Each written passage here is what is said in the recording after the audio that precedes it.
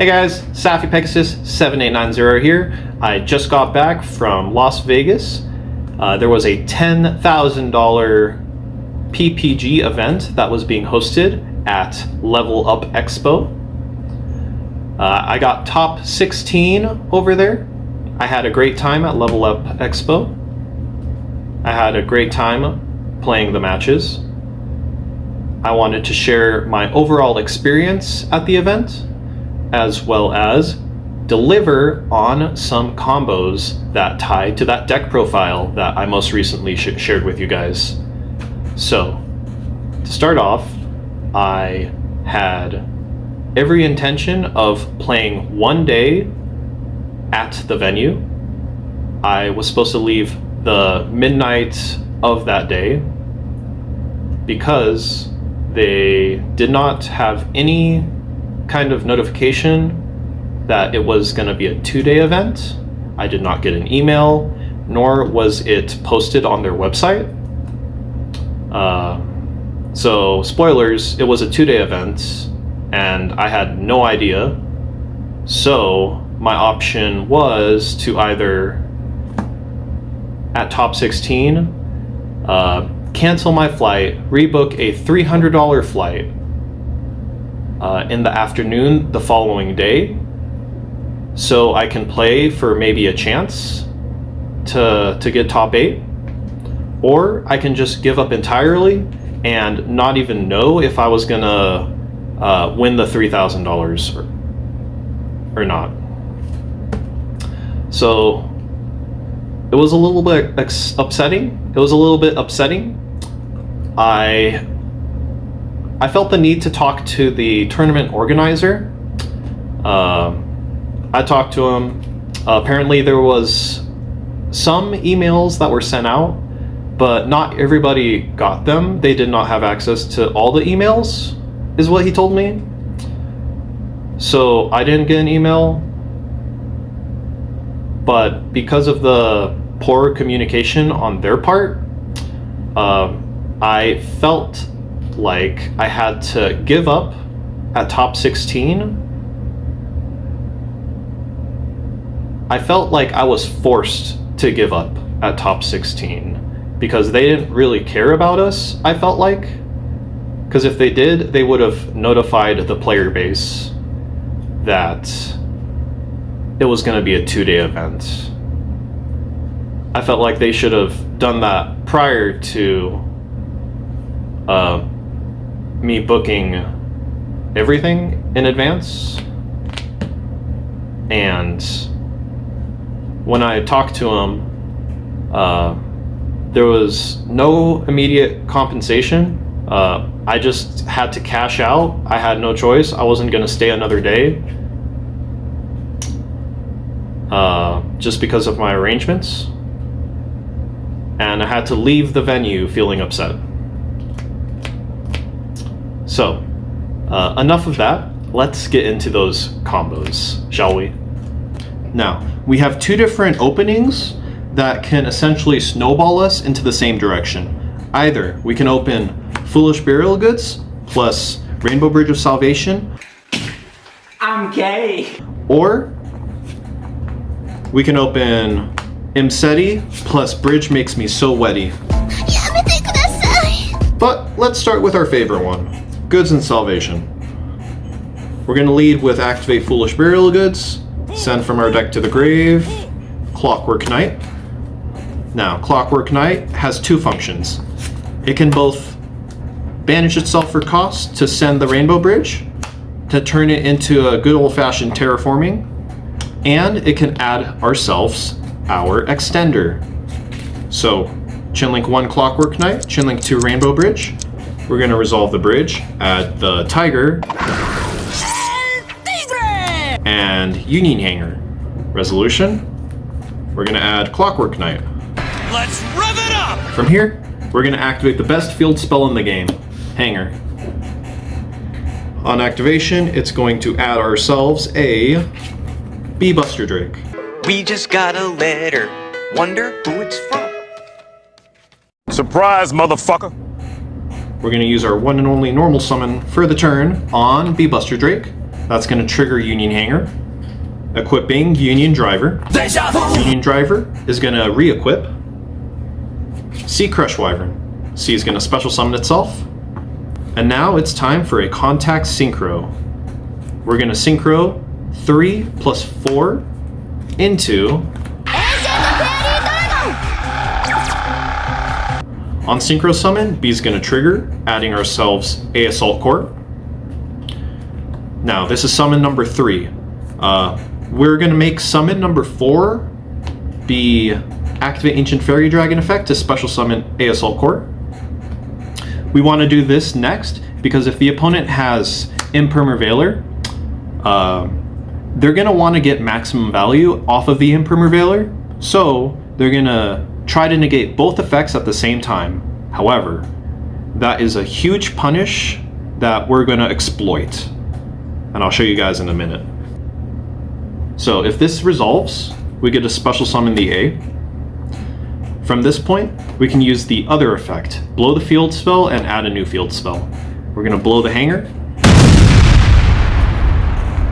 so we can make room for Walls of the Imperial Tomb. Build a wall. If we summon one more time, that's going to be 5 summons, but if they nib us after our next summon, we still have all the 3 pieces in the graveyard, as well as the Walls of the Imperial Tomb to get ourselves a free Gigantic Champion Sargus, which gives us a free Therion King Regulus. So at this point, we can mill 1 to special summon Revolution Synchron. It's going to be treated as a level 1. And now we can synchro summon 1 plus 4 into Garden Rose Maiden. This is the biggest punish of them imperming the incorrect effect of Ancient Fairy Dragon. In their head, they're going to stop both effects, but in reality, they're going to stop the effect that is least important to us, aka the special summon from hand. So, on Garden Rose Maiden summon, we're going to use A to pick up B. From here, we can link these two into Moon, link the Moon to Requiem, effect a Requiem to summon from deck. Summon out Lacrima, use Lacrima's effect, send from deck to grave, the Engraver. If they stop the Requiem, we have a new addition to our extra deck. We play a second copy of Moon of the Closed Heaven. The reason this comes up is if we can't get access to the Fiendsmith's Engraver, we can go into Sequence, which can lead into Baphomet, which can fuse a beast, which can fuse a beast plus a fiend to make itself, and then you can foolish whatever fiend you want. From here, we have Requiem equip onto Lacrima. Lacrima is going to be fused off to make Necroquip. We can use Engraver effect, put back the Moon to special summon itself. Now they have to nib us here, otherwise we just make a Caesar. If they don't nib us here, we make the Caesar anyway.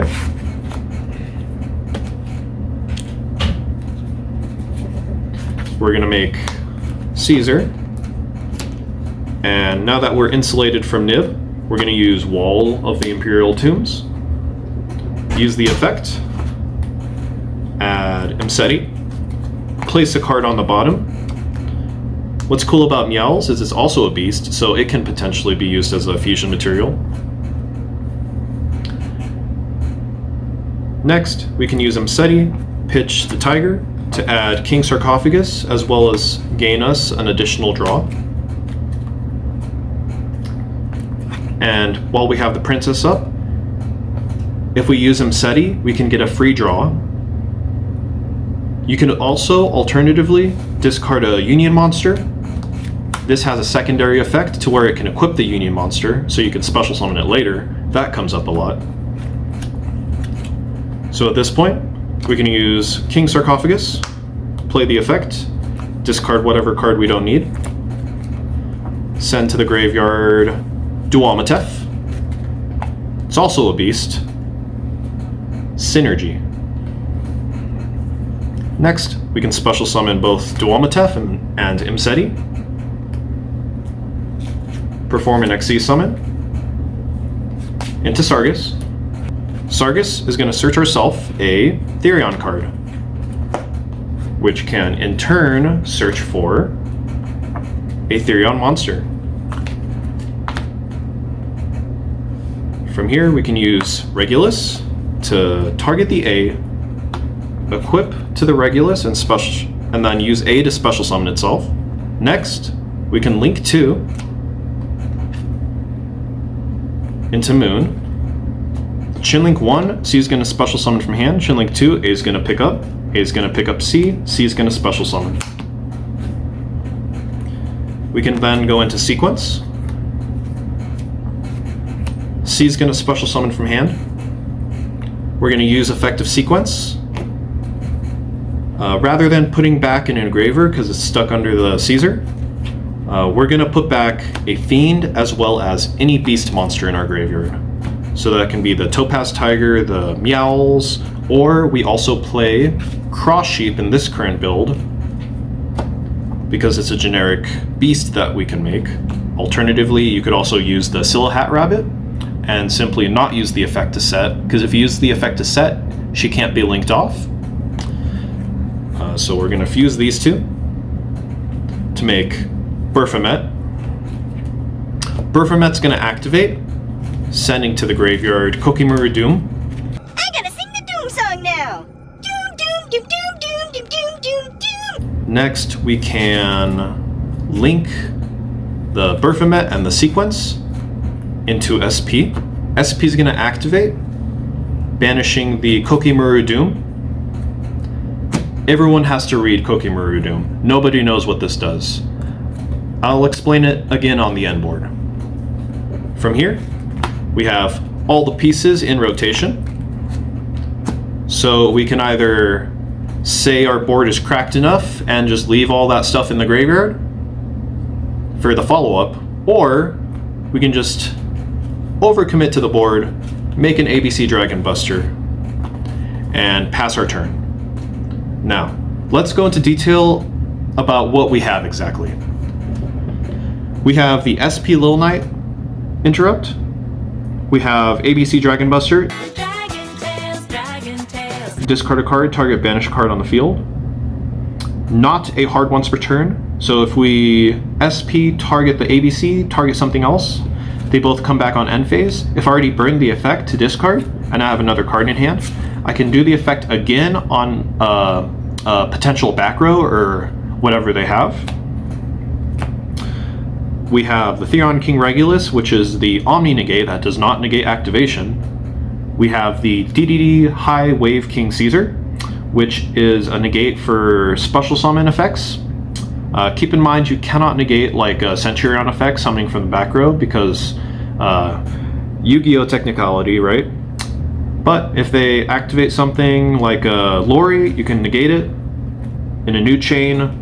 Because the material was detached from Caesar, this can target bounce or target pop. Because they pop. Pop, pop, pop, pop. A card on the field. What I like to do when Abyss Dweller was still around was on my own turn, I would use Abyss Dweller, use Sargus, Sargus return King Sark, and then on their turn, I still have Abyss Dweller as an interrupt. But, I mean, we can do Time Thief Redoer, or we can just stick with this, and I think I'm fine with this, because this is already crazy. So we have all those interrupts. If they out the Theron King Regulus, or if we just burn the effect, if somebody battles and dies, the secret effect of Disc Coliseum can simply just pick up the Regulus from the graveyard to the hand, and we can use it as follow-up. And in the graveyard, we have two sources of interrupts. So obviously we have the Lacrima Shuffle. So put back herself, summon Requiem, use Requiem to special summon Lacrima. Lacrima can dump the trap card for a free pop.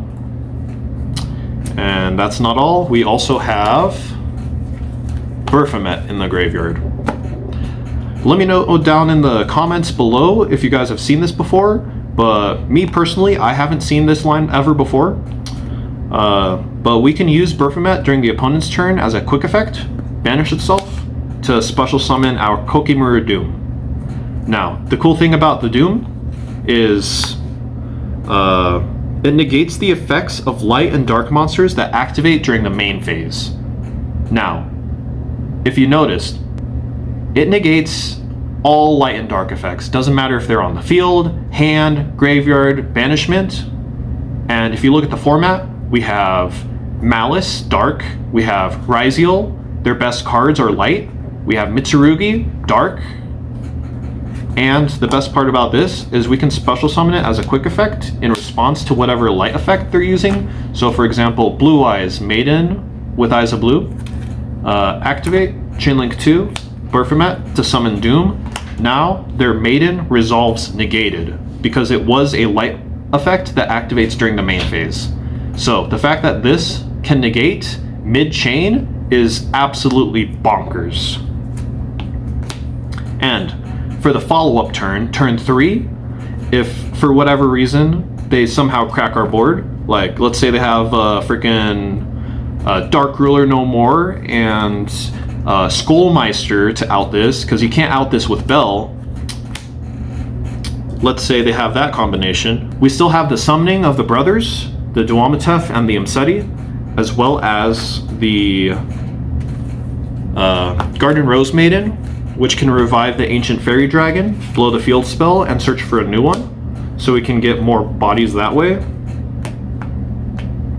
Yeah, overall. And we have the Fiendsmith cards. So we can just special summon Engraver, turbo out a Desiree, and just kill them that way.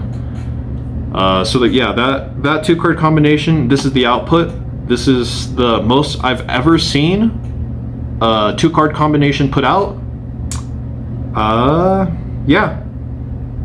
And then next up, let's show you guys a 1.5 card, just Imsety. Let's show you how one Imsety just plays through Droll and Lockbird and FTK's Malice. All right, let's say this is the hand. We only have Imsety, and we want to essentially FTK Malice next format.